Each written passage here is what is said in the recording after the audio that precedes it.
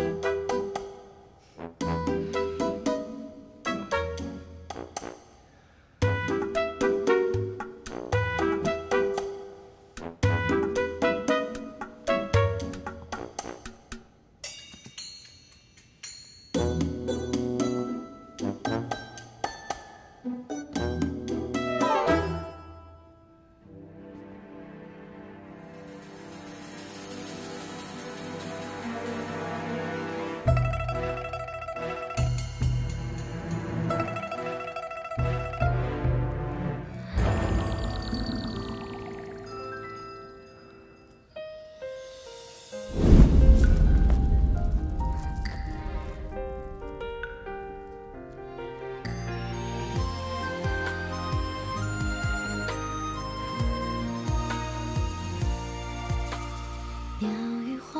看什么看？怎么，只许姑娘方才偷看我，就不让我看你了？这扬州来的姑娘，好生霸道。我看你呢，我看你是因为怕你是个病秧子。这耳听为虚，眼见为实。那姑娘方才上上下下打量了我一遍，我是否是一个病秧子短命鬼的长相呢？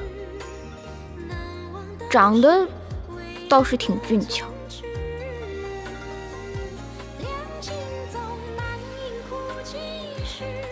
还行吧，五官还算端正，鼻子是鼻子，眼睛是眼睛的。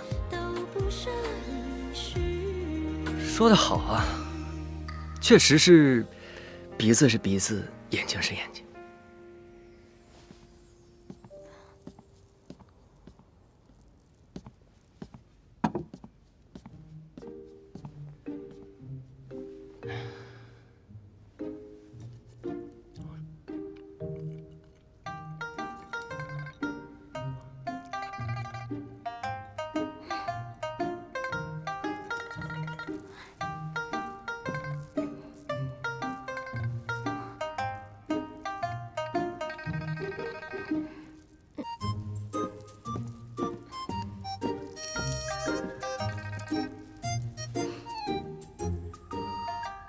没想到成个亲这么麻烦。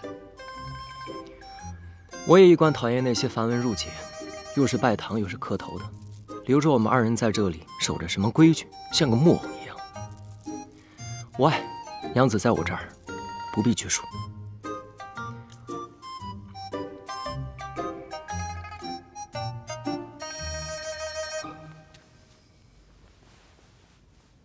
饿了吗？来一块。都快饿死了。我告诉你啊，这个要就着酒才好吃。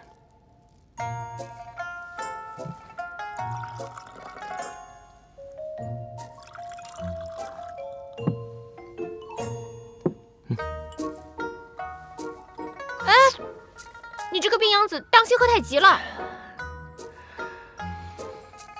怎么，瞧不起我们病秧子啊？那咱们来比试比试。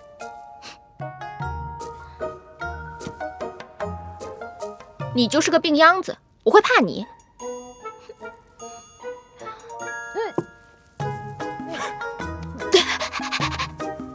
这酒也太辣了吧！一喝就不是什么好酒，没有我们扬州的酒清甜干爽。那好，那咱们就换一种喝法。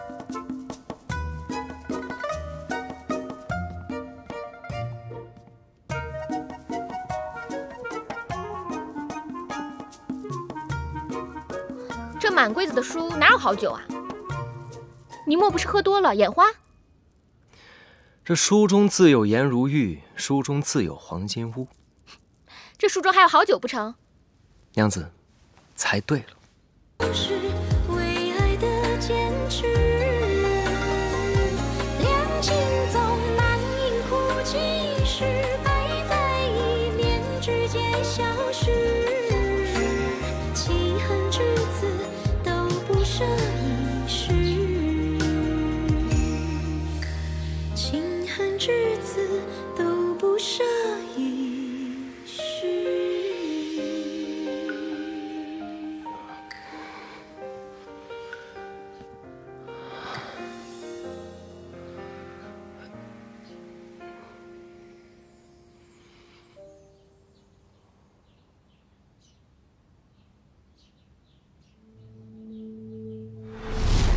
你不是睡觉吗？吓死我了！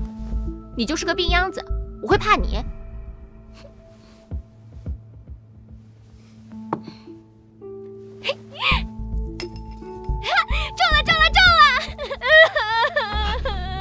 你别哭！吓死我了！吓死我了！我堂堂一个巾帼女英雄，怎么能让病秧子睡榻上呢？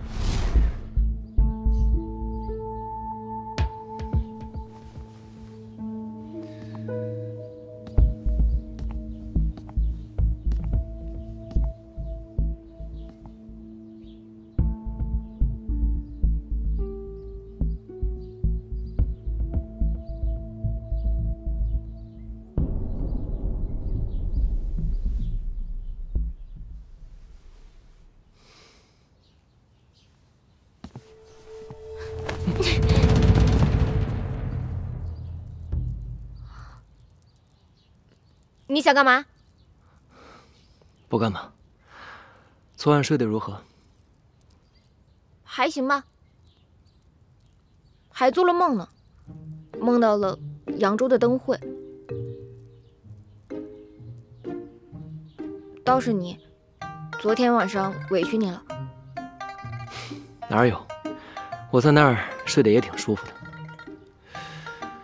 不过，倒是你们扬州这规矩有些古怪，你怎么穿着鞋子睡觉啊？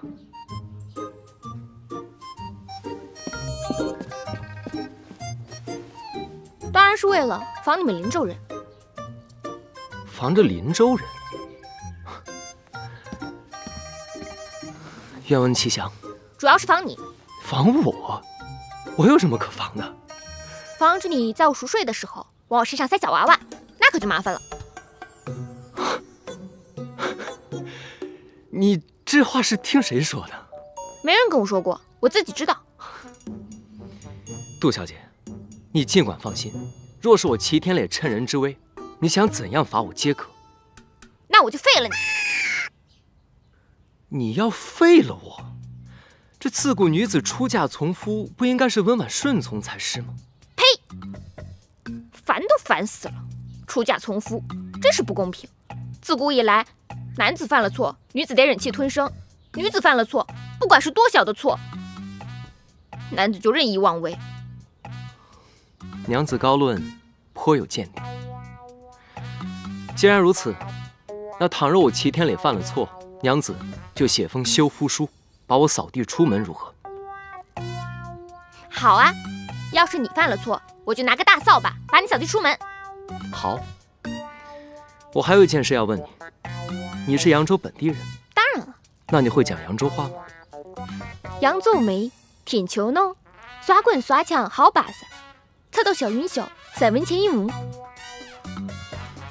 她一个大家闺秀，怎会知晓市井天桥的小吃价钱？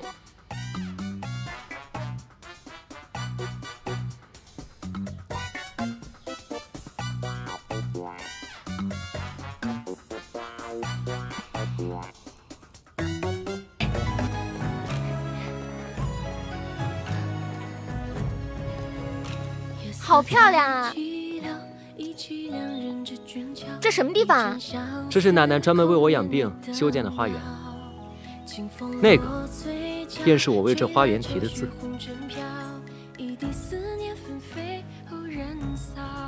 寄梯鲜花。你念什么？寄梯鲜花呀！这么漂亮的园子，干嘛起这么古怪的名字？你笑什么？我说的不对吗？啊，对，你说的都对。去看看。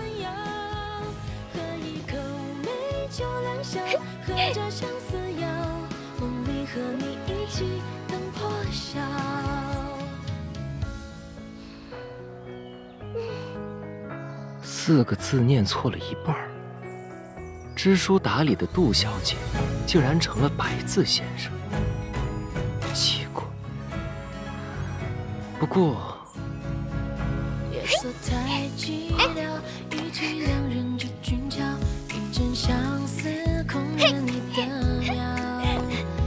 还挺有意思。愁绪红尘飘，一地思念纷飞燃烧。这亭子修得还不错。借月光悄悄，捕捉你的笑到天涯海角。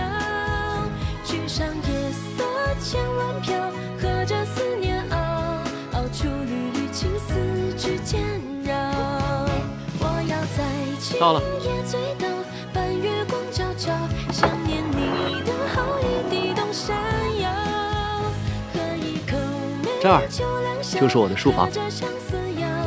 梦里和你一起等破晓，梦里和你一起等破晓。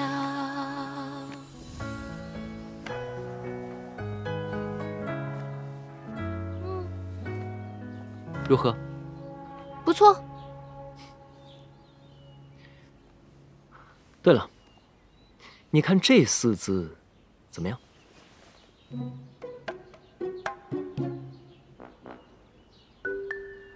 啊，可以。念念。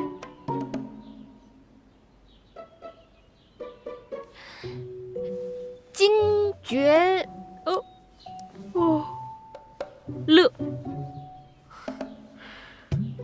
这第3个字，它念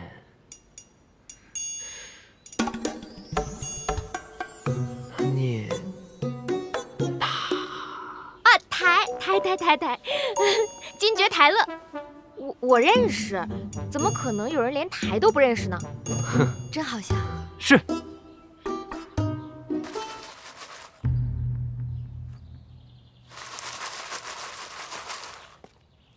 哎，天磊，你现在是新婚燕尔，怎的，不与你的新夫人一起独处，却跑到我这儿来了？师傅，现在确实是云遮雾障，疑点重重。此话怎讲？徒儿早就听说，这扬州的杜冰雁小姐与我同岁，自幼饱读诗书，温婉娴静。可现在这个新娘子，我这几天与她接触下来，发现了她不少破绽。她似乎比我小，虽说为人娇憨可爱，飒爽义气，不过肚子里却没有什么墨水。她居然把那寄唱心愿念成了寄啼心花，把惊觉始乐念成了惊觉台乐。这怂恿老太君逼我冲喜成婚，本就已经是居心不良了。你说他会不会又使了什么坏点子，把新娘子给调换了？真是太无聊了。再在这个府里待下去，我这满身的功夫就要白费了。哎。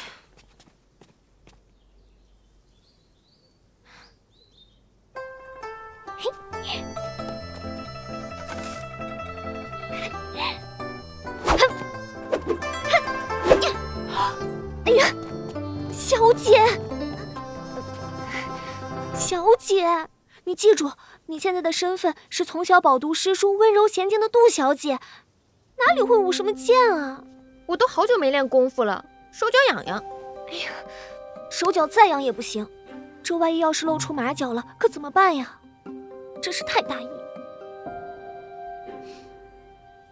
哎呀，好了，我知道了，以后不练了。不练了，走。哎，你是小姐，我是丫鬟。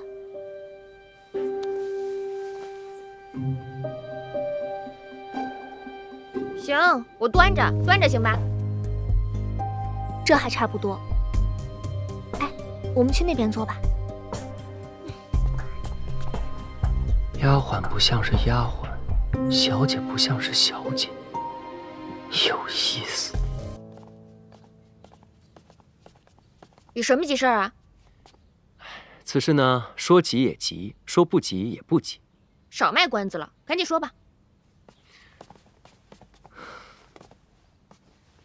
是这样，你来咱们齐府呢，也有段日子了，我们也理所应当派人去扬州一趟，一来是报平安，二来也是向岳父岳母表达一些敬意。你意下如何？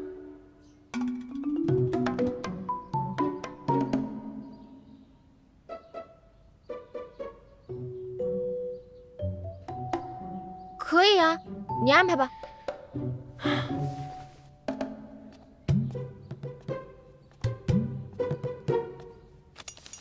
这礼物呢，我已经备好了，这是清单，你看看还需要增添点什么？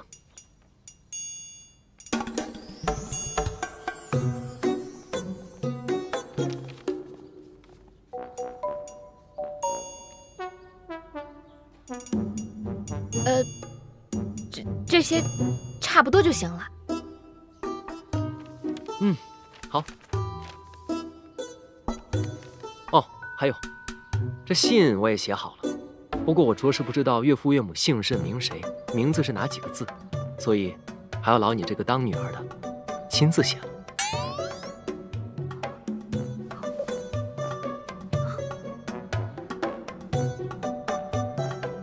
不知道。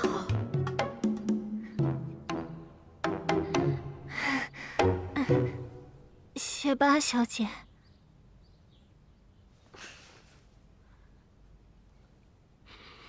请吧。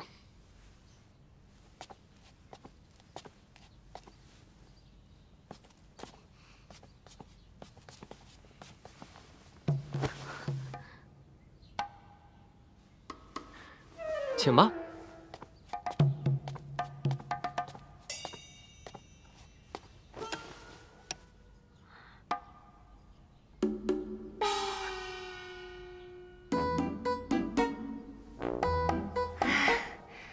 少爷啊，在扬州的时候，我们家小姐读书写字，从来不叫别人伺候她的呀。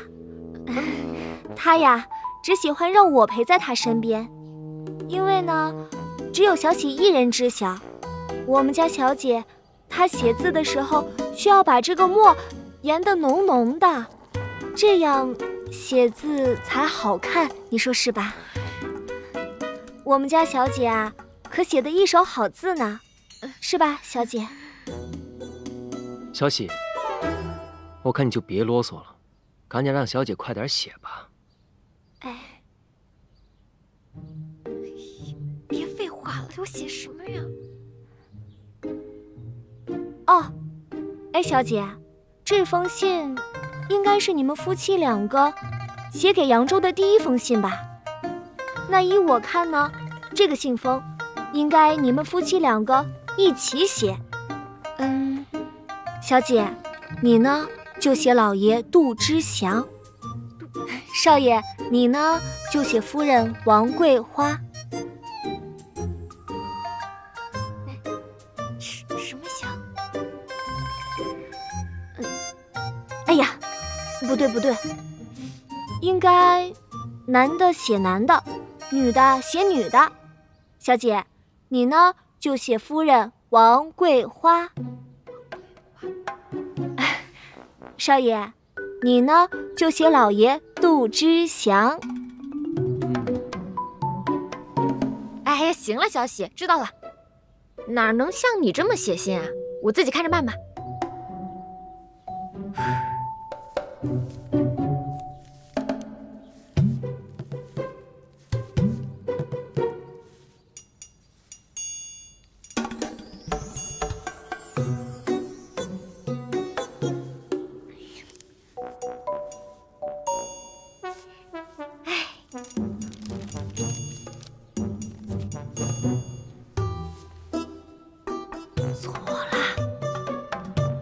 写错了。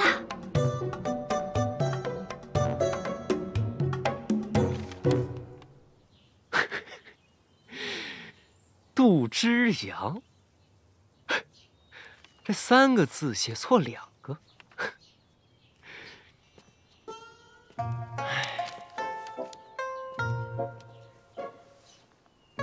少爷，你找我？今天叫你来呢，其实也没什么大事，只是方才见你研墨，发现你是个聪明的姑娘，非一般丫头能比。我想以后就专门让你在书房伺候。啊，我在扬州的时候啊，就是在书房伺候的多。哦，那你识字？识啊。小姐教的？对啊。那你会写字吗？会啊。小姐教的？是。行，那我考考你，既然你是扬州来的丫头，你就背诵一首扬州的民歌吧。哎，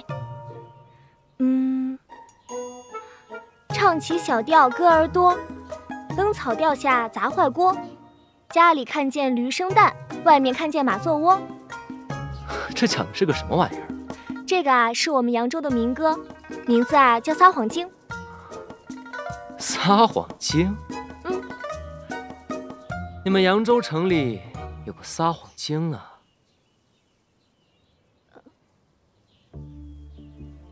小喜，我看你就是那个撒谎精吧？我怎么是撒谎精呢？你当然就是撒谎精。你左一个小姐教的，右一个小姐教的，可你家小姐写的字东倒西歪，你倒是说说这是怎么回事呢？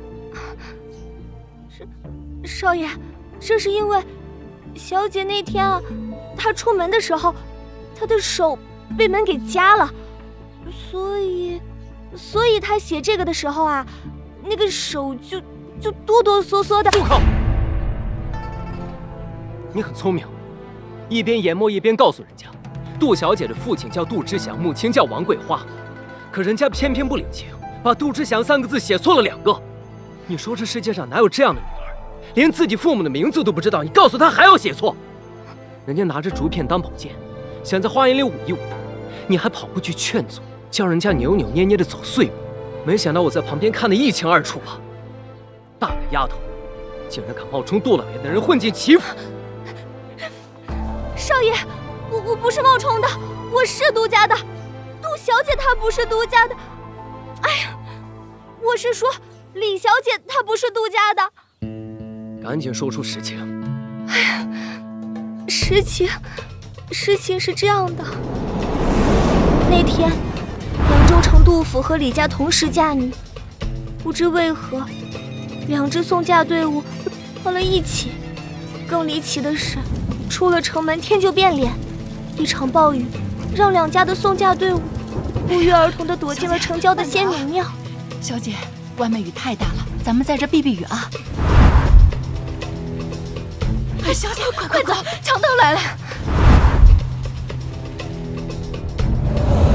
李小姐就是这样阴差阳错，错上花轿嫁到林州的。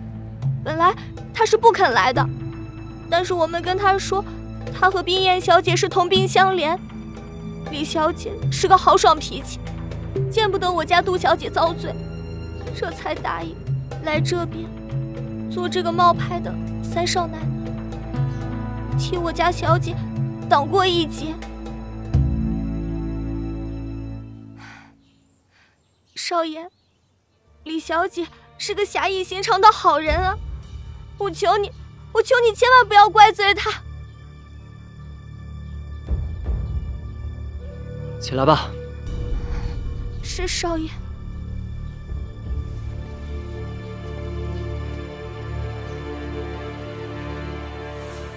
你方才所说之事，除了我之外，不可以告诉任何人。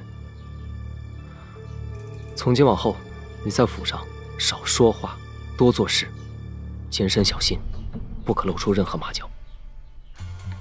是少爷。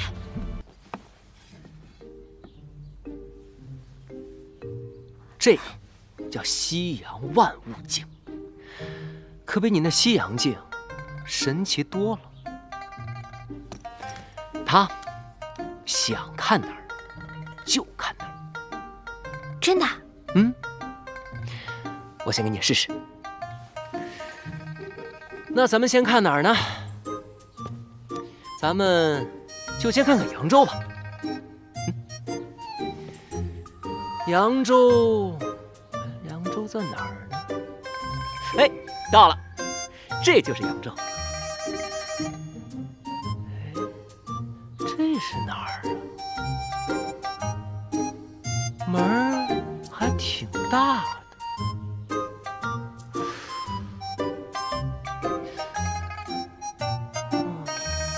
扬威武馆。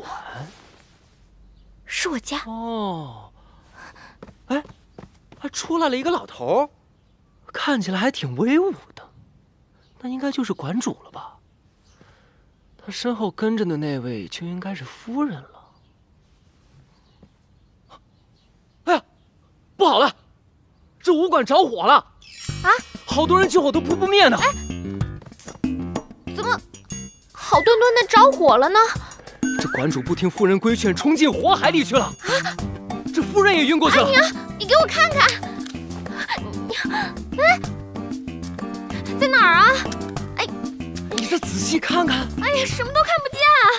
就在那里面，你肯定能看到的。在哪儿啊？在哪儿啊？就在前面呢。他们俩，他都进去了。他夫人还在门口晕着呢。快点，你肯定看得见。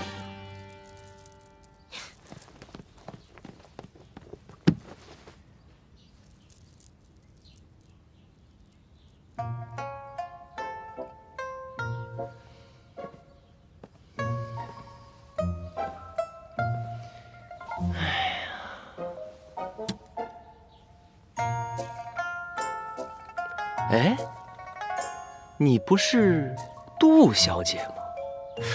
怎么成了武馆馆主的女儿了？据我所知，这家武馆馆主姓李，那你就应该是从小习得一身武艺的李玉湖李小姐了。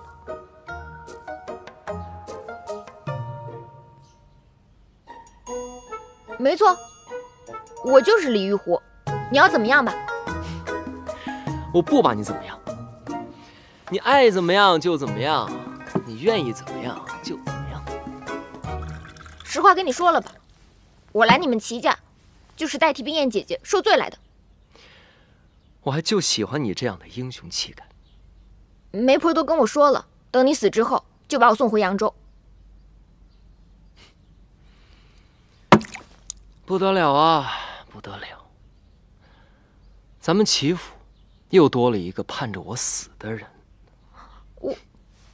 我不是那个意思，我不想让你死，我想让你活着，然后跟冰燕姐姐换回来，把你还给她。武馆馆主的女儿果然大度，就那么舍得把我拱手相让。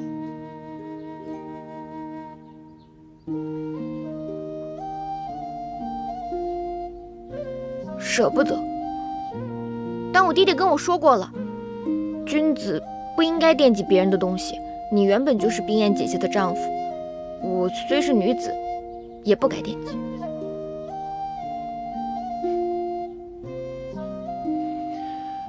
那如果袁大将军就偏偏看上了杜冰燕呢？不可能。那万一你的冰燕姐姐偏偏就看上了袁大将军呢？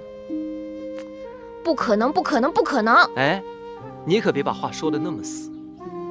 这世间男女情爱，最是琢磨不透，都是上天注定的。哼，我冰燕姐姐可是天上的仙女，她才看不上爱舞刀弄枪的大将军。那你喜欢拳脚功夫，不也让我这个齐三少爷心心念念吗？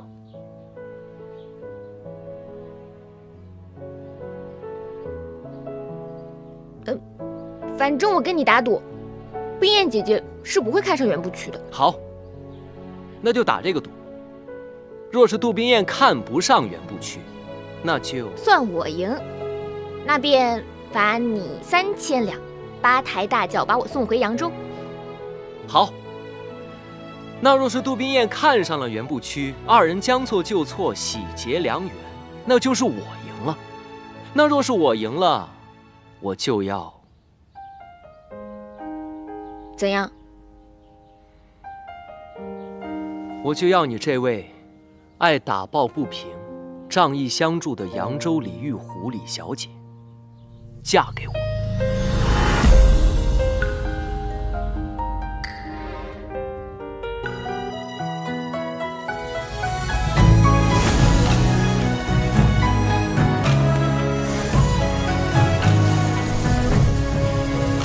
夜色太寂寥，忆起两人之俊俏，一阵相思空念你的妙。清风落嘴角，吹来愁绪红尘飘，一地思念纷飞。眉眼含羞荷，风卷罗裙带。星夜出逃，借月光悄悄，捕捉你的笑到天涯海角。去上夜色千万飘，和着思念熬，熬出缕缕情今夜醉倒，半月光皎皎，想念你的好意地动山摇。喝一口美酒良宵，喝着思念熬，熬出缕缕情丝指尖绕。我要在今夜醉倒，半月光皎皎，想念你的好意地动山摇。春风十里扬州路，名花倾国两生欢。我与玉狐妹妹也是得见佳人，两生欢喜。方才好险，还好我机灵，早做准备，不然我俩都得遭殃。我给你出一道题，你且猜猜。什么题？你就猜猜是谁怂恿老太君考你的。方小巧。猜对了一半。柯少爷。这还差不多。可他为何与我作对啊？此事说来话长，你再在齐府待些时日，我慢慢告诉你。又跟我打哈哈。我刚来齐府的时候问你，你这是需要冲洗的病秧子吗？你怎么跟我说的？哎，这事儿一两句话是说不清楚的。反正你人都在齐府，以后慢慢告诉你。可你告诉我什么了？你什么都没告诉我，反倒是把我肚子里的话全都掏出来了。齐三公子，你要是再不跟我说清楚，我就……你就怎样？我可防着呢。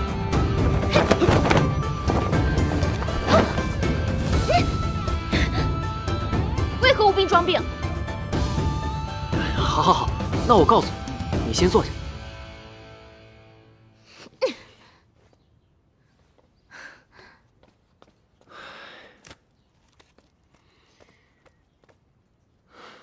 行，那先且说这齐三公子为何有病变无病，无病变装病？你能不能不要这么多废话，赶紧说吧。好好好，我说。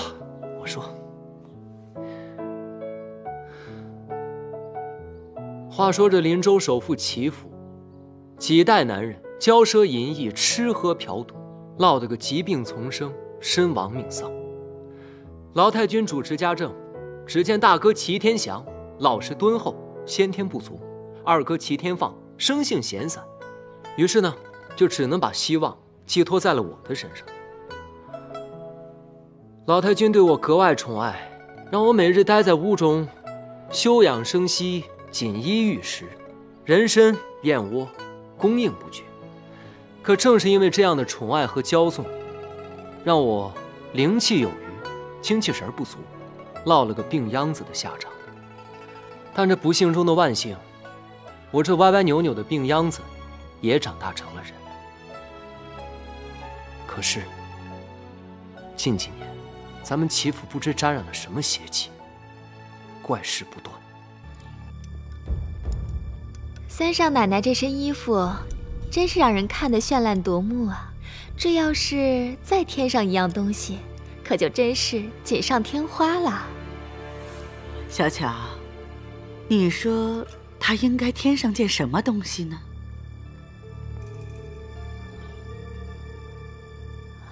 这件东西啊，是现成的，就是那年下聘里您找人专门定做的那只珍贵的水晶燕。哎呀，你这么一提，我倒是想起来了。对了，冰燕，当初我可是用你的名字花了大价钱请人打造的那只名贵的水晶燕，你怎么没带上呀？你快去带上，让我们大家呀也开开眼界。可不是嘛，娘也好久没见着了。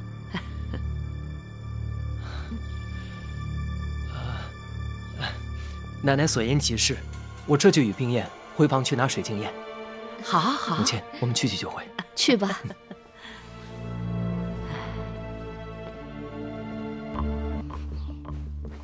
哎，你这是干什么？回扬州去。你说你溜走有什么用呢？们一起好好想办法，不行吗？我根本就没有水晶焰，想什么办法？哎，我可以去跟奶奶说，水晶焰我没有拿过来，放在扬州的家里了。若是刚才方巧巧发难的时候你就这么说，或许还能搪塞过去。现在说，晚了。那你就再装病一次，糊弄过去。这也不行。哎呀，这也不行，那也不行，这方小巧总有我作对。他背后可是有个柯世昭啊！柯世昭也是个大坏蛋，真是的。大不了我就说我是李玉湖，不是什么杜冰雁，看他能把我怎么样。你先别着急，我们一起好好想想。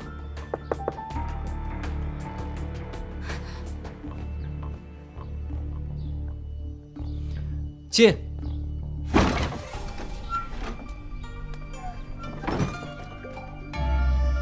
师傅，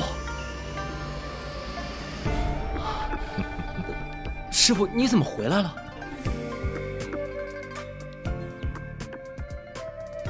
我这次回来有一件十分重要的事情，我在荆州遇到一个人，是真正的杜冰雁。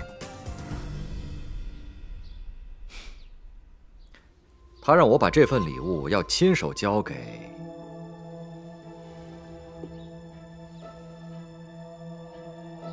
玉湖小姐。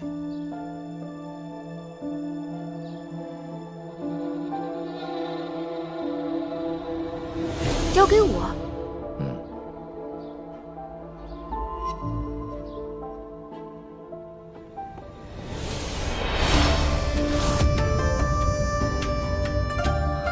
水晶焰。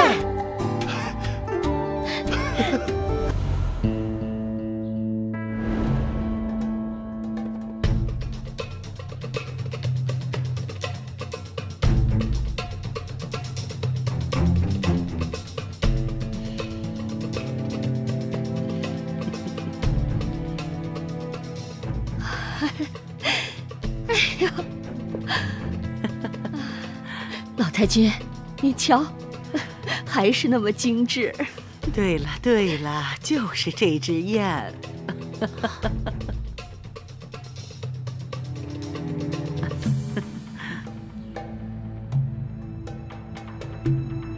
这晶莹剔透的，还是和我们三少奶奶最配。哎呀，奶奶你不知道，这天磊平日里最爱逗我玩了，看见我着急，他就高兴得不得了。刚才我多说了他2句。他还冲我吼呢！哎，您看他欺负我！哎，天磊，以后不许欺负我们冰雁。哎，奶奶，我哪敢呀！老太君，那是他们小两口没事儿逗着玩呢。哦，哦，哦，哦！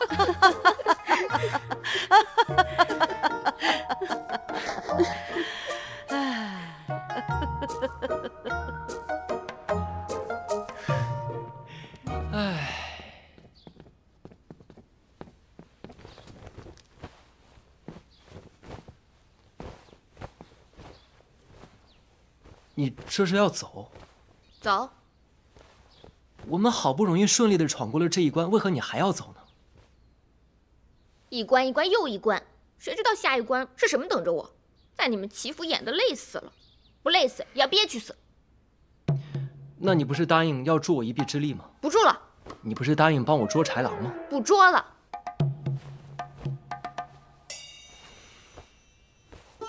好。那你准备什么时候走啊？我想什么时候走就什么时候走，管不着。好，那你决定要走，我也没有办法。要走，便早些走吧。好在老太君想的周全，已经替我物色好了另一位女子。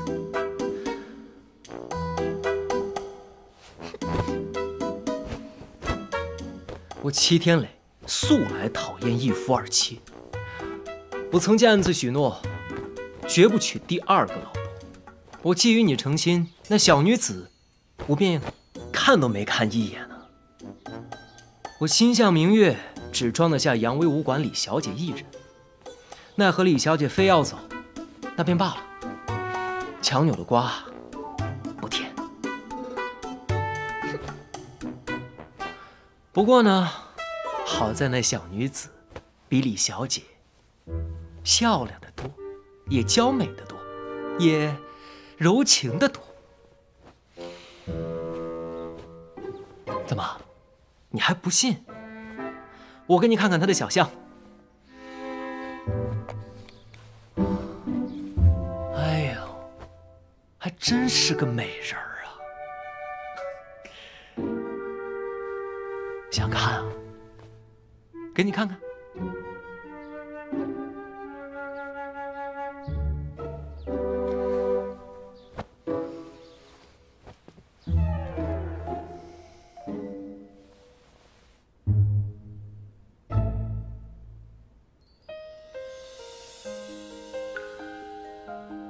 怎么样？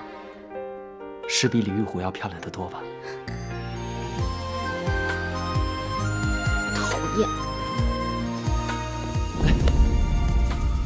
鸟语花开春空尽，为一缕香追忆。别走好吗？一色流烟30里，竟无人怜惜。我不要什么大家闺秀的小女子，我只要李玉虎。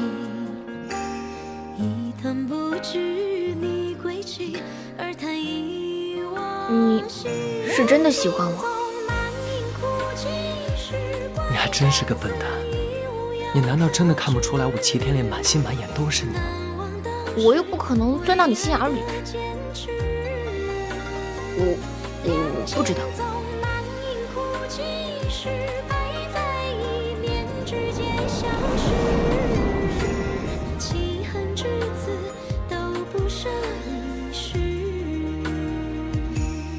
以此为证。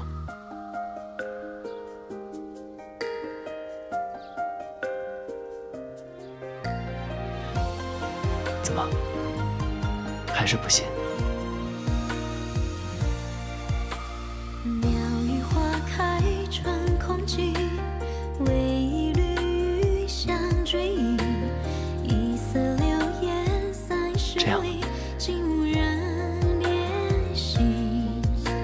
千金出山还差风雨洗，燕归落汤溪。如此呢？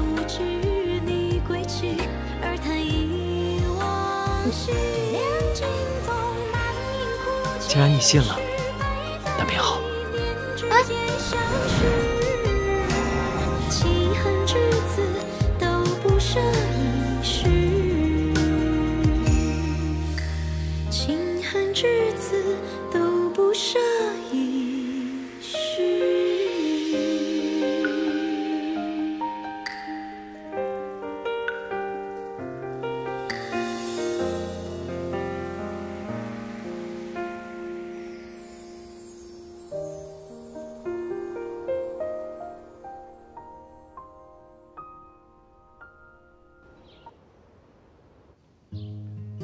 师傅，您可真是及时雨。那日要不是您突然降临，那我就……他就要收拾东西回扬州，把我一个人丢在这儿了。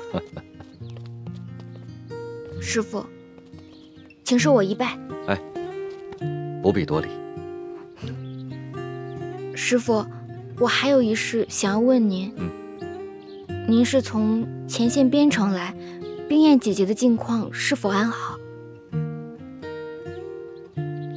冰燕她托我把这水晶燕送给你，却把原部区聘你的碧玉剑留了下来。她错嫁到荆州之后的近况嘛，便不言自明。如此甚好。歪打正着，各有其主，这就叫鱼配鱼，虾配虾。怎么不接着说了？这下一句是乌龟配王八。哎，你这小子！哎，师傅，好了好了好了，不闹，我跟你们二位说些正经事。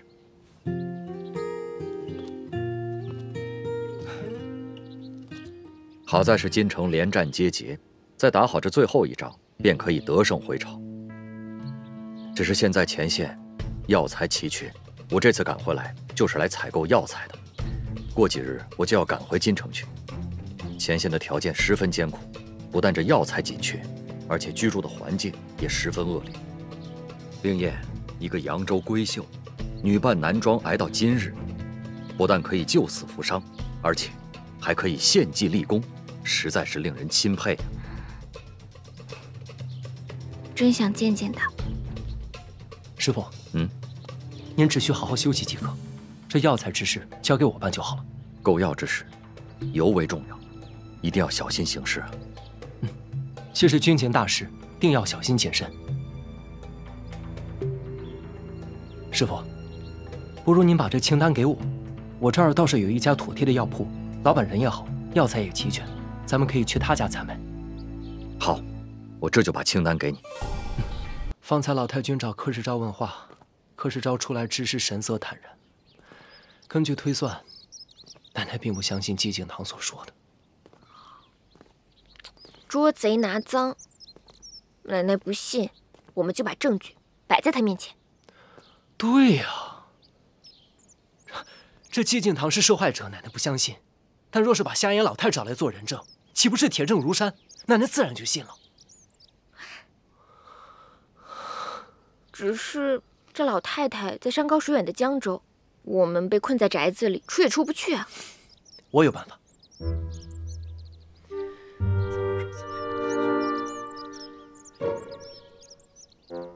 那太好了，我可以说。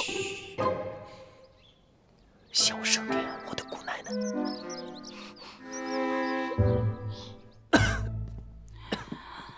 天磊，奶奶来了。哎，别起来，别起来，快坐下，坐下。哎呀，你是不是旧疾又犯了？奶奶放心吧，没事的。一定是前段日子他太累了，累病倒的。奶奶，不碍事的。最近天气闷热，孙儿胸口憋闷。早些年刘师傅在，都会带我去山林别院静养。今年师傅不在，身子也就虚弱些。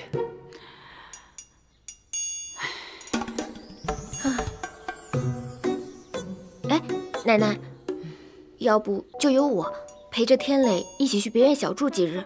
听天磊说，那里山清水秀，空气清新，或许对养病有好处。我怕，若是等着刘若谦师傅回来，天磊不知道要变成什么样子了。也好，要不这样吧，让你表哥派人送你们俩过去。奶奶，表哥他还要打理咱们齐府的生意，公务繁忙，就别再劳他费心了。有冰燕陪我，一切都会处理得妥妥当当。冰燕呐，那我就把天磊托付给你了啊！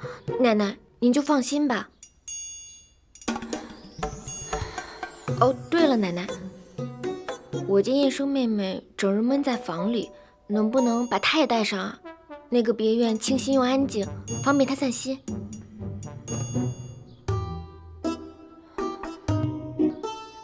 行，行。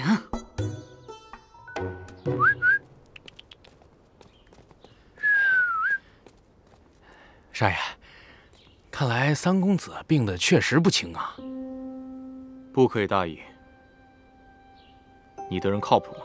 放心吧，我的人绝对靠谱。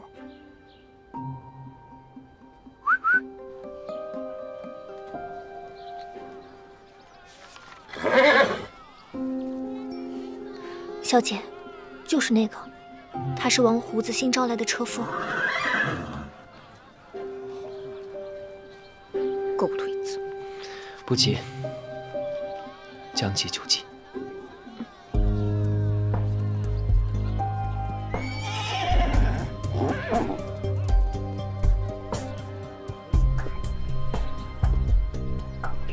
小喜，你跟燕生先走，记得去东街办事，一切小心。是。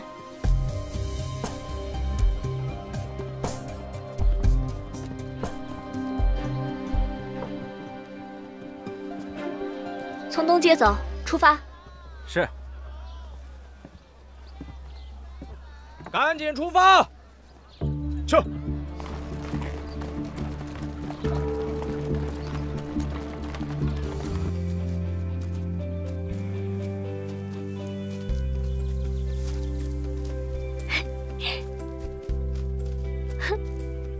没想到这个别院还有这么一条暗道，真精巧。哎，我都好久没出来玩了。那咱们这次就玩它个够。好，好看吗？好看。杨子，我这招偷天换日如何？还行吧，只是不知道可以瞒多久。是，所以咱们也只能将计就计，速速寻找证人夏言老太，然后赶紧回来才行。哎，我都好久没出来玩了，在你们欺负都要待烦了。这次出来得好好玩一玩。哎，你知道江州有什么好玩的吗？你想玩的，应有尽有。那跟你走吧。走啊，跟我比一比。行。去。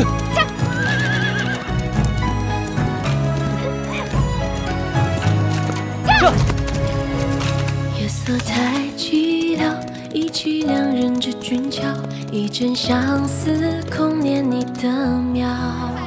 清风落嘴角，吹来愁绪红尘飘，一地思念纷飞后人扫。我要在星夜出逃，借月光皎皎，捕捉你的笑到天涯海角。去上夜色千万飘，和着思念熬出缕缕情丝之间绕。我要在今夜醉倒，半月光皎皎，想念你的好一地动山摇。喝一口美酒良宵，和着相思谣，梦里和你一起等破晓。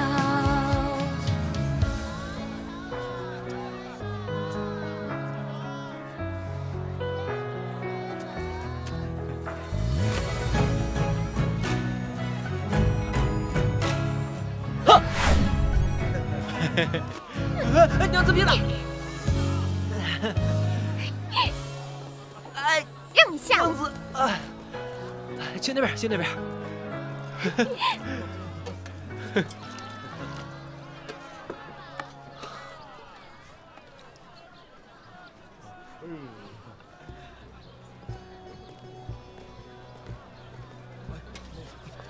各位朋友，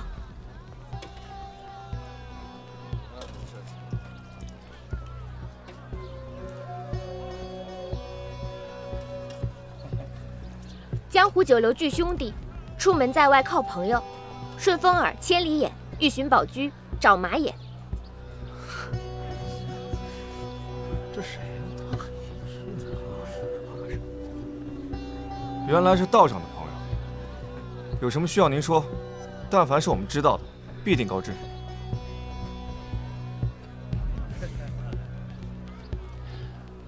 诸位兄弟，你们可否认识一位瞎眼老太，年约50岁左右？他的儿子也曾做过乞丐，还曾跟随贵人逍遥过一段时间，却在1年前离奇的死了。朋友，这单生意我做不了。酬劳可谈。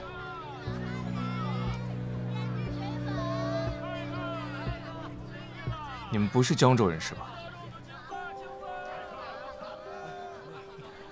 的确不是江州人士，但俗话说，在外靠朋友，请各位兄弟卖点面子，给些消息。朋友，我们只是来打听一点消息，并无敌意。方才这位兄弟说做不了，这做不了3字，况谓含糊。若是我没有猜错的话，此事关乎诸位的身家性命。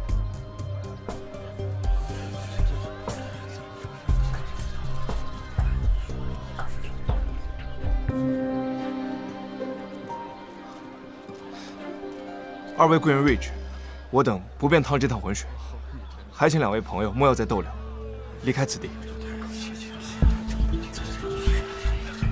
兄弟，你不便说，我们也就不问了。这些钱财，你拿着，给诸位兄弟分一分，买些吃食。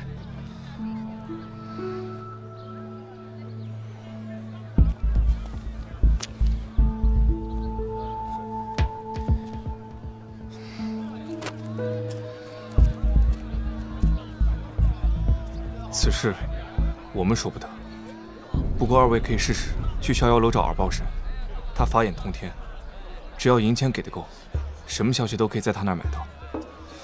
多谢。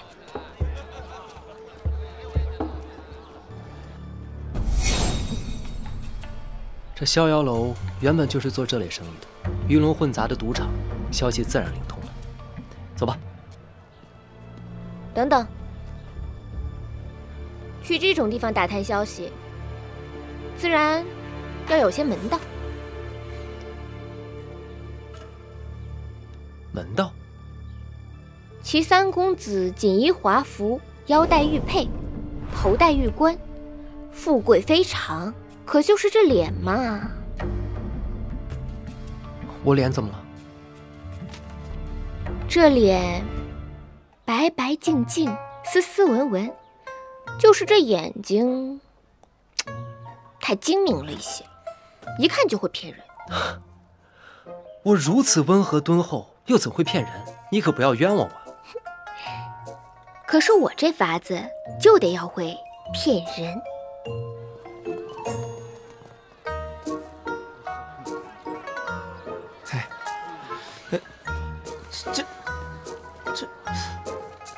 这是我糊涂了，明明刚刚入住客房的是一对恩爱小夫妻啊！哎，你可要记住了，从现在开始呢，你就是鲜少出门的阔少，人傻钱多的富家子，反正不能把你的精明劲儿给露出来了。哎，小生初次进城，虽然家财万贯，但也只知之乎者也。今日偷跑出来，想找个乐子。就这样，就这样。哎，那你也要记好了，你现在就是地痞无赖小流氓，可千万要小心谨慎。如遇凶险，我一摸鼻子，你便要小心收敛。嗯，记住了，走吧。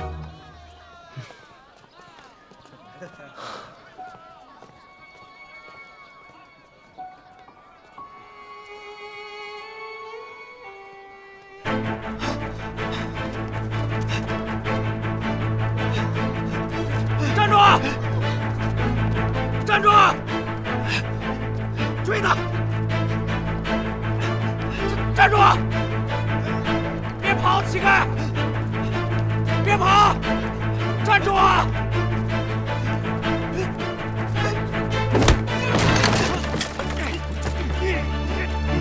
起来！跑啊！你们是什么人？什么人？给我打！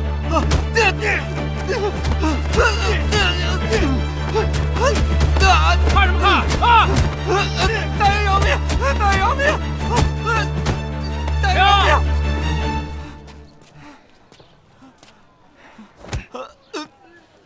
说，今天给那对找老妇的人说了什么？我什么都没说呀，大哥。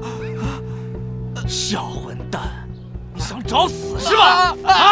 大哥，饶命！赶紧说，要不今天要你小命！我说，我告诉他们去逍遥楼打探消息。以后给大爷管好自己的嘴，走。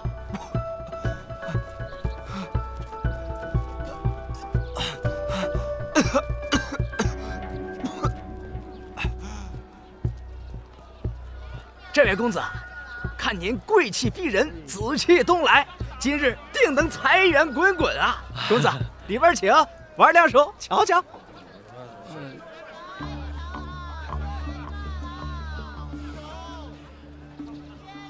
瞧瞧，公子请。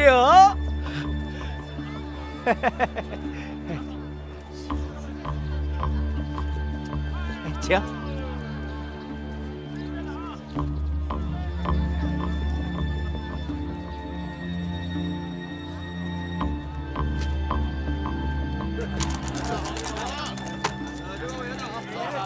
兄弟，买大买小啊？大。哼，122，你输了。大哥厉害，小生佩服。再来一局吧。好。我还压大。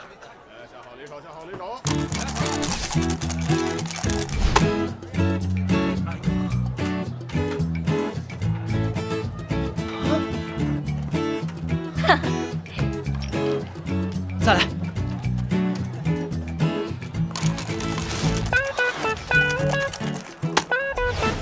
哈哈，输了，你今天运气不好。怎么还要来？你这次输了，身上这件衣服可就保不住了。来，大。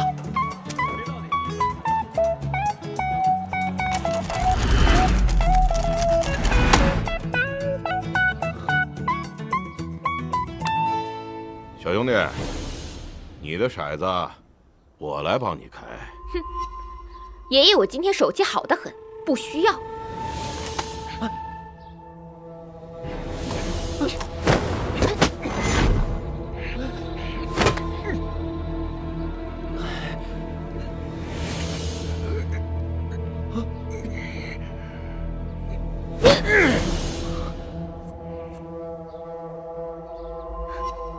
大，是小生赢了，是小生赢了，小生赢了，这是作弊，不算。哎，这可是我们逍遥楼的东家，大度有容、笑口常开的耳报神，怎么不算？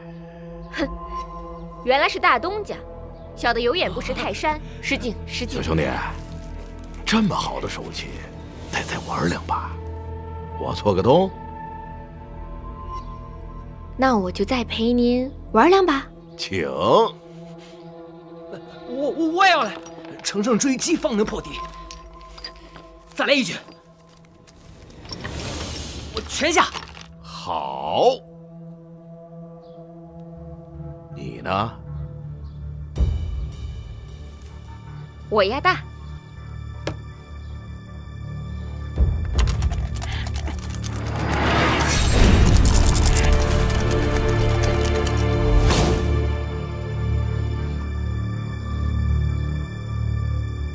3个1，豹子，庄家通吃，胜！好嘞！嘿，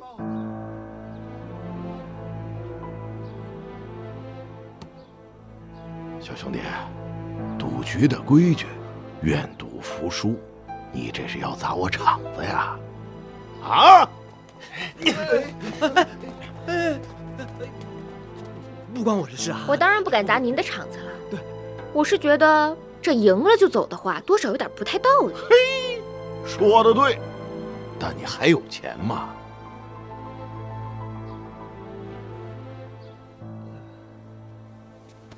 哎，那是家中长辈所赐。这么个破石头，你真的拿我耳报神当叫花子？少了，这儿还有。而且这家伙看起来像是富贵人家的子弟，若是他输了，便让他打白条，让他家人还。啊，大哥，这万万不可呀！这个不行啊！没事的，这一把全赢回来。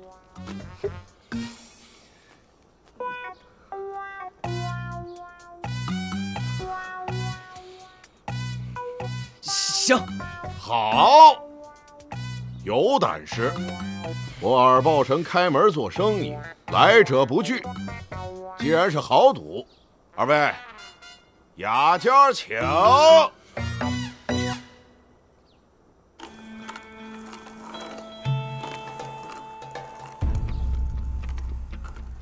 慢着，你我二人皆是赌场老手，我看这一局谁掷骰子都不合适，要不挑个新手如何？说的有道理。这逍遥楼是我的地盘，咱不能让外人说我欺客呀。是啊，这骰子由谁来摇？你选。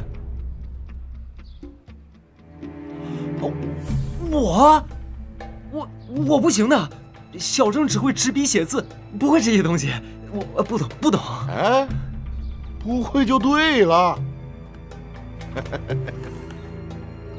你来摇。兄弟，看你了。我试试。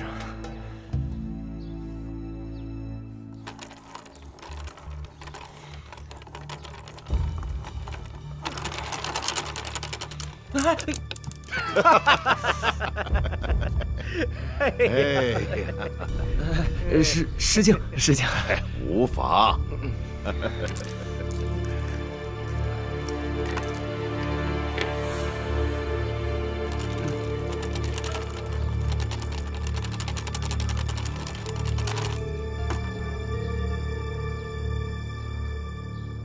好了，我先选小。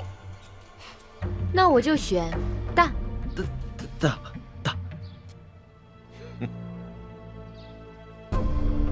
慢着，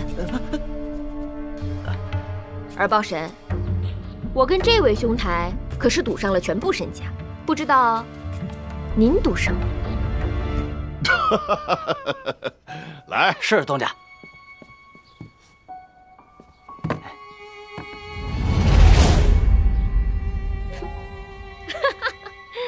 儿报神，我们兄弟二人可是赌上了全部身家，您就这么些银子，怕是有些小气了吧？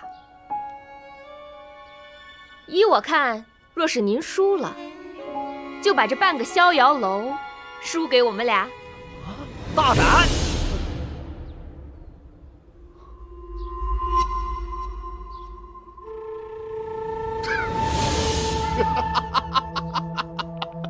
好大的口气啊！哎，好，我依你，但我也提个条件：这把如果你们俩输了，打明儿起，在这逍遥楼给我当牛做马，你们俩的私产都归我。啊，那岂不是把我祖产都全押上了？我不玩了，我不玩了。完了，哎，好，开。开。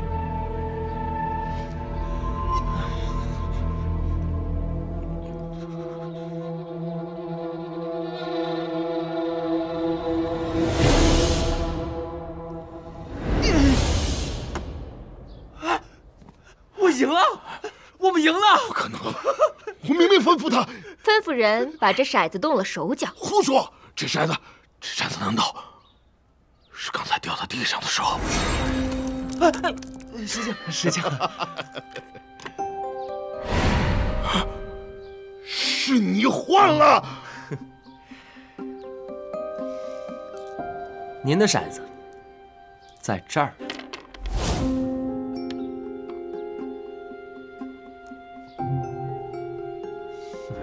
您的骰子摇大摇小，还不是您说了算？我们二人怎么会这么傻，把自己的身家性命全押上？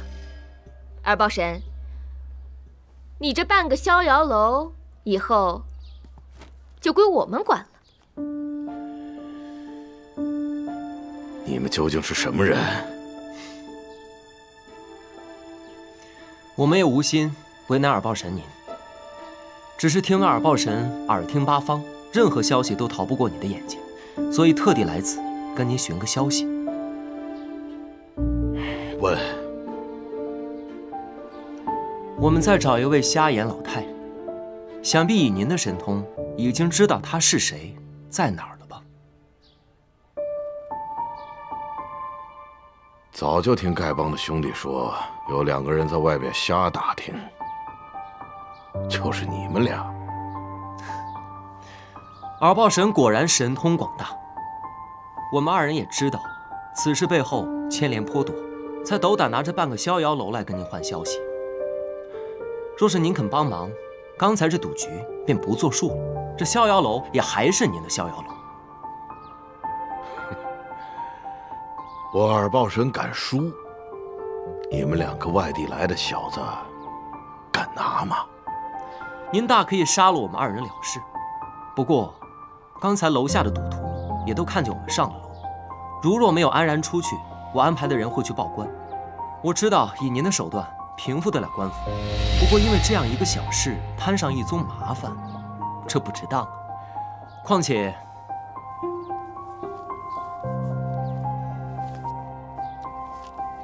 我们也都是打开门做生意，这一点钱财，小小心意。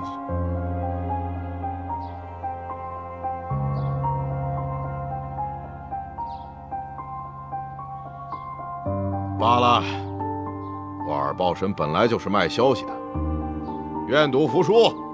你们要找的人在白雀庵。多谢前辈，晚辈属实迫不得已，还望前辈海涵。不必了，拿人钱财与人消灾，你二人速速离去吧。晚了，恐怕要节外生枝。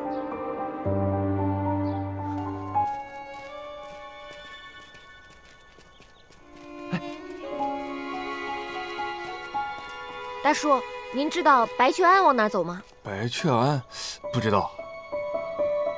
多谢。哎。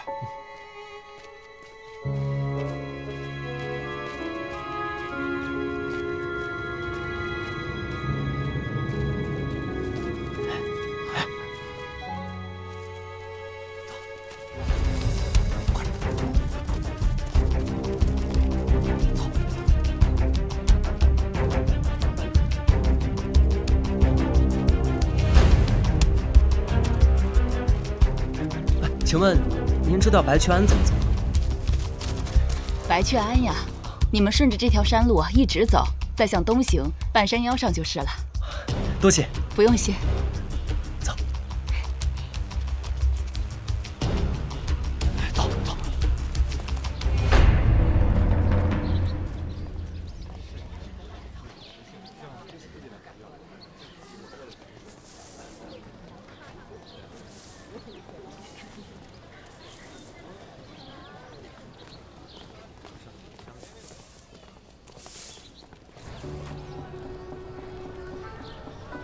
打扰二位，不知你们二位是否见过一位年龄50岁左右的瞎了眼的乞丐老太？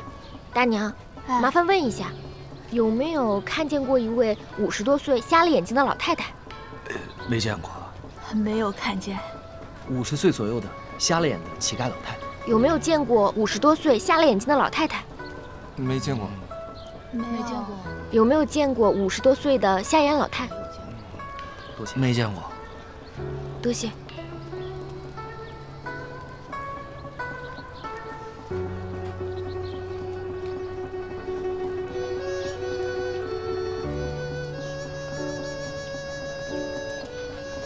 难道是这耳报神给的消息有误吗？应该不会。江湖中人各有各的活路，耳报神在江州这一块就是吃卖消息这口饭的，他不会砸自己的招牌。哎，不玩了，不玩了！我都当了1天小偷了，我要当大侠。木剑给我。小偷，你可要小心了！现在我换了身份，当大侠了。嘿。对呀。换身份，我怎么没想到呢？想到什么了？这瞎眼老太被追杀了那么多年，为保性命，说不定现在已经换了一个身份，不再是乞丐。不再是乞丐。可是这庵里除了乞丐，那只剩……我明白了。哎，小师太，请问一下，你们庵中有没有一位瞎了眼的师傅？你说的是陆玄师太吧？他此刻正在斋堂用斋饭呢。多谢。走。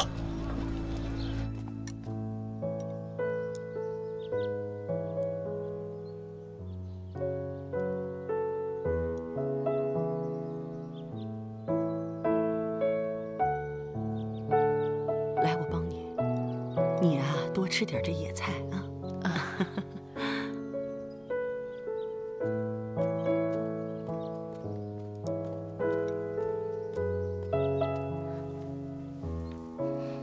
如何？打听到了，师傅法号陆玄，去年刚到庵中来剃度，在此之前无依无靠，四处流浪。那就8九不离10了，就是他。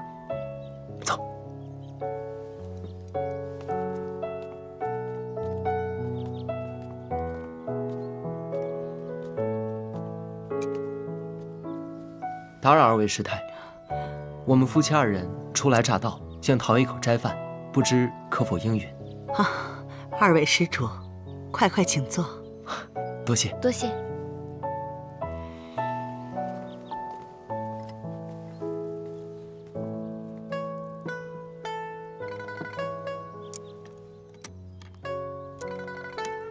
多谢。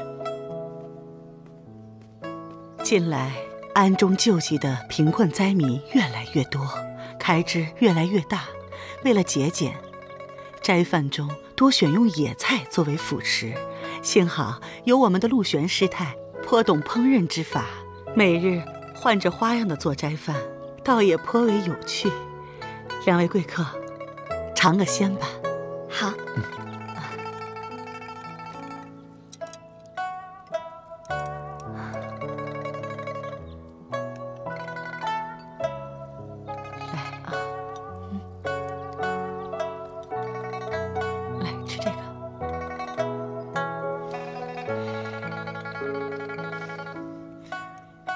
没想到这区区野菜，竟然也能做出如此美味。全林州的厨子都做不出这样的美味。来，再点菜啊，再吃点这个。来，给。两位师太感情很好啊。啊，住持师太慈悲为怀，他可是陆玄师太的救命恩人呢。哎，你且出去看看，看看香客们的斋饭可做好了吗？是。刚才那位小师傅说救命恩人，不知是陆玄师太早年间遭受过什么劫难吗？都是些陈年往事，不提也罢。这说来也巧，我们夫妻二人的一位朋友是江州人，去年家中遭遇横祸，不得不离开了家乡。在离开江州之前呢，他曾经接济过一位瞎眼的乞丐老太。得知我们夫妻二人要来江州之后，便嘱托我们要来探望探望他，想知道故人是否安好。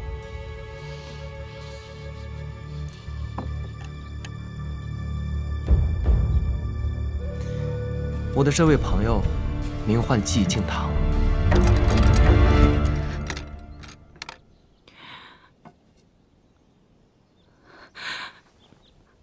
善哉善哉，天下受苦的人太多了，愿佛祖保佑庇护。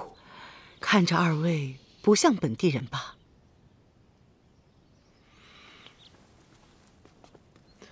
晚辈姓齐，林州人，家中排行第3。姓齐。师太，我们知道，您就是当年瞎了眼睛的老太太。我夫君是齐家3公子，这一次特地来江州，就是来寻您的。残害您儿子的人，在江州横行霸道，在齐家也作恶多端。我们想告发他，惩举他，却苦于没有证据。您跟我们回到林州去当人证吧，去把他的恶行说出来，我们一起收拾他。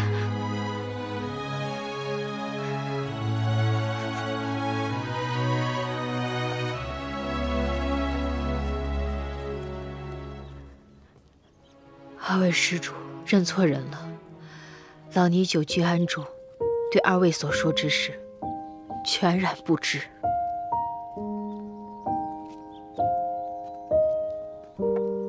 师太，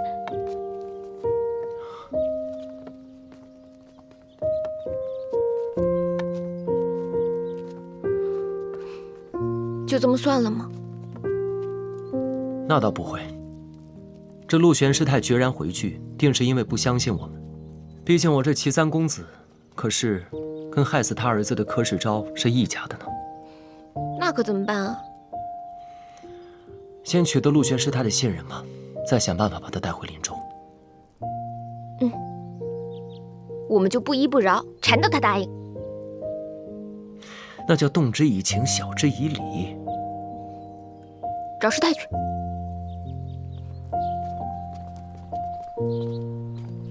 哎，这位小师傅，阿弥陀佛，你可见到陆玄师太了？去后山了。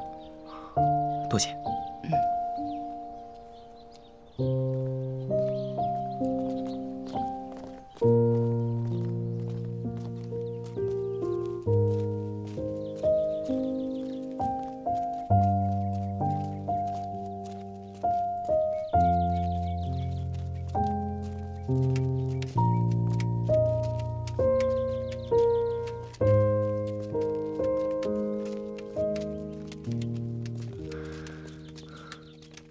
师太，我们是齐家夫妇。二位施主，请回吧。你们认错人了，我不是你们要找的那位。师太，我知道您还是不肯信任我们，我们也深深为您和您儿子的事感到痛心。但寂静堂告诉我们，您儿子走后，柯世昭便搬到了季家药铺。阿弥陀佛，作孽呀！老尼每日会为你所说的那位苦主诵经超度，愿他来世多生个好人家。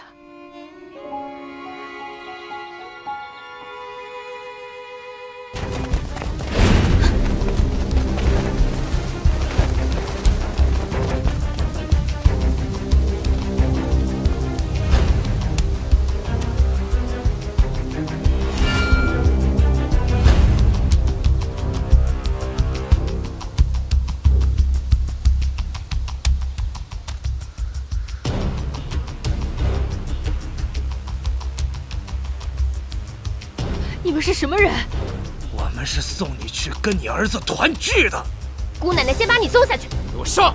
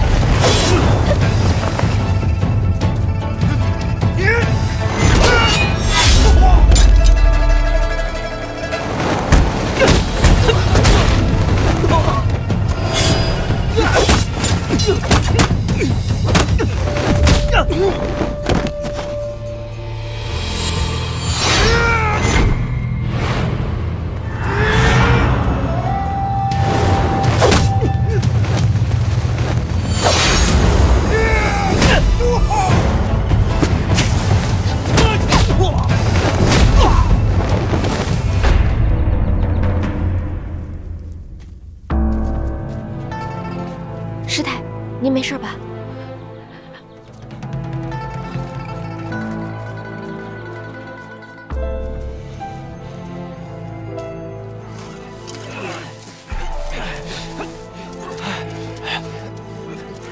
官爷，你没事吧？让兄弟们把下山的路给我围了，继续给我追啊！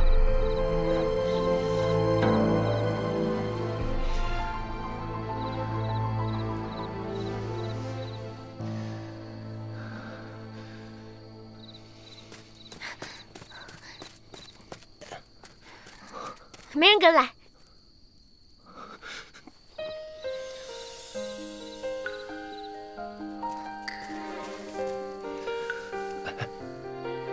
给我看看。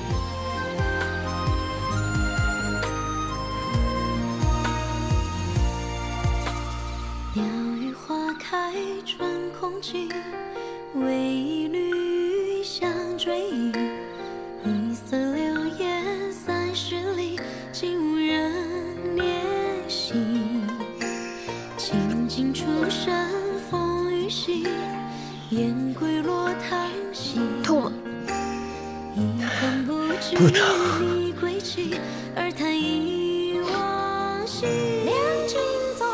这么大道口子还说不疼？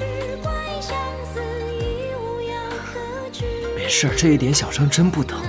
齐天磊，被人欺负说不疼，被人打也说不疼，这么大的口子你说不疼？你在我面前不要装啊！都怪我没有保护好你。要不是我家娘子武艺高强，我早就被劈成几十瓣了。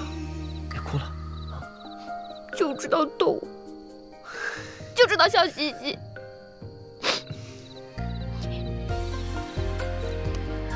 公子，是为了救老尼才受伤的。老尼，感谢二位的救命之恩。师太不必。师太，这是我们应该做的。师太，虽然你躲入白雀庵中削发为尼，但也阻止不了那群人的杀心。你的行踪现在已经暴露，他们定不会善罢甘休的。对啊，师太，这样躲下去不是办法。要不，您就跟我们回林州去吧，去揭发柯世昭的恶行，替您儿子报仇。好，若不是二位救了老尼的命，老尼也无法知晓二位的为人和真心。你们是好人，我就不再遮遮掩掩了。柯世昭那个恶贼，为了夺得几家药铺，把我儿匡骗去，下毒害死。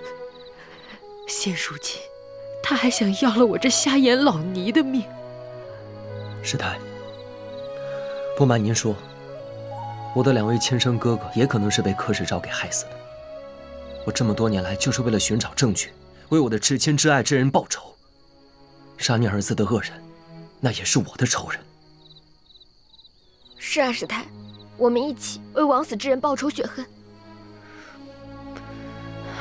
我这老尼留着一条命，就是为了有朝一日能为我儿沉冤昭雪。要不然，我这条命就随他去了。只是苦于深渊无门呐。我们可以帮您，但我需要您去做个人证，把您这些年所见所闻，把您儿子被害死的经历，通通告诉老太君，让老太君知道柯世昭的险恶为人，老太君便会为您做主，为您的儿子报仇雪恨。好，只要能为我儿讨回公道，要我做什么都可以。那如今的当务之急，就是咱们速速回到林州去。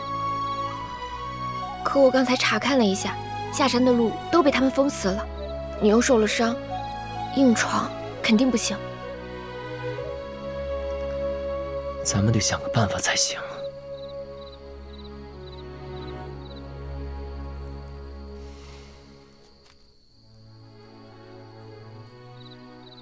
师太，那一车臭臭的东西，装的是什么呀？哦，小师傅们将夜香存放到此处，等夜香车满了，夜香郎就会把它送到白雀庵的菜园子里。有法子了，天磊，这夜香郎就由你来当了。师太，一会儿我们要演一出好戏，不知道您的眼睛是否方便？老太婆虽然眼瞎，但是听觉和触觉都还灵光，我这平时行动没什么障碍。那便好，眼下就差一身法袍了。这好办，顺着这草棚往东走半里，有一口古井，我们常在那里洗法袍，小师傅们都把衣服晾在那儿。那我去接一身。哎，我同你一起去。你都受伤了，乖乖待在这儿，我马上回来。